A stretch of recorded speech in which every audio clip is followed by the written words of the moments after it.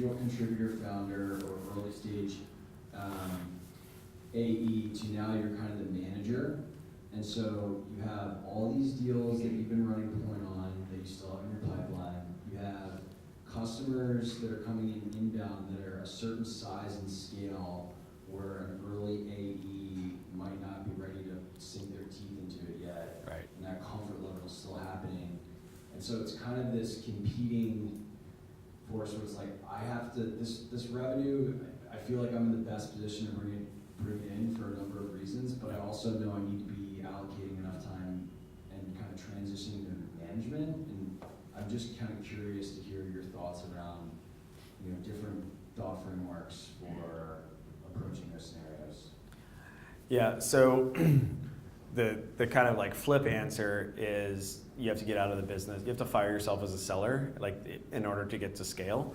And the problem is, because were you an AE at Single Platform, or you did BD there? I did BD primarily.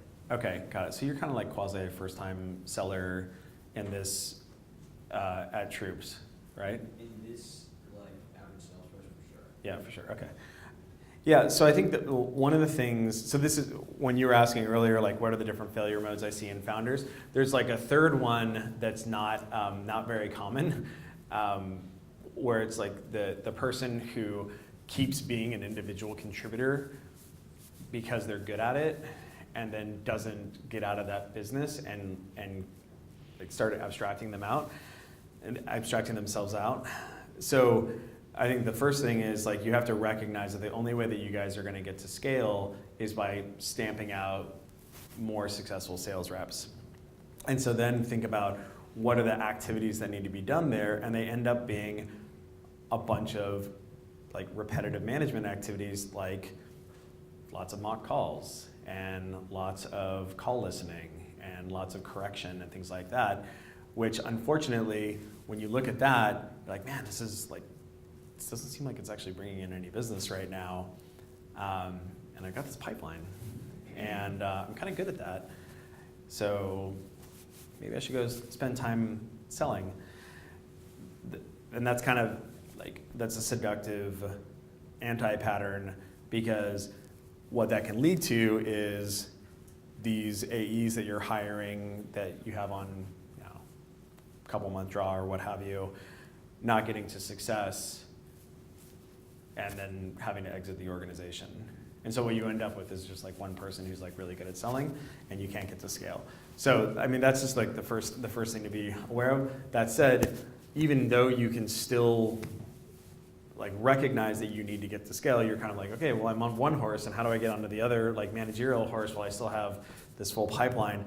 I haven't done that in a long time, but I think probably that the answer to that question is just stop taking new ops, and like you work them with your reps in a way that where they're lead dog on that, but at the same time babysitting such that you're getting them to the point, not babysitting because like you need to be the big man in the room, but for the purpose of getting them to the point where they're self-sufficient and they're just like on their own. They don't need any oversight.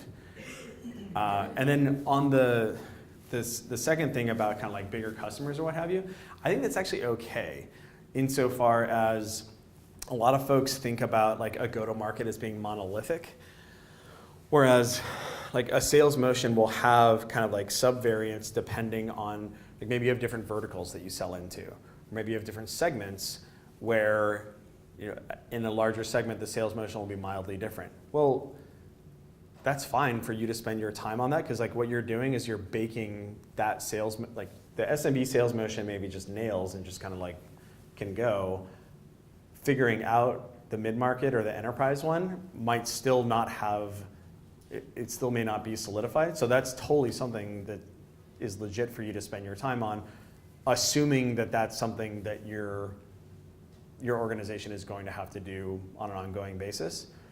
Or alternatively, if you learn that like actually we took a run at a dozen enterprise deals and our current product just doesn't work for it, right? Like that's the sort of thing that you as somebody who's like a business person and a founder would be able to make that adjudication much more quickly.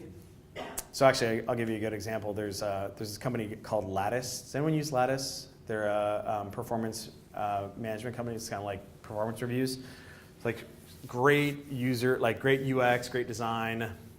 They have an like killer SMB go-to-market. Just like their reps are just like hyper utilized, and their close rates are like sick. And their mid-market's like pretty good. And then at the very high end, in the enterprise, it's just not at all. And what they recognized was that the reason why was because the product wasn't there yet. And so but the only way that you could know that was by having a founder business person like ride along with those or be involved in that, such that you didn't have a situation where it's just like, oh, okay, it's because the enterprise rep is just like a dumbass.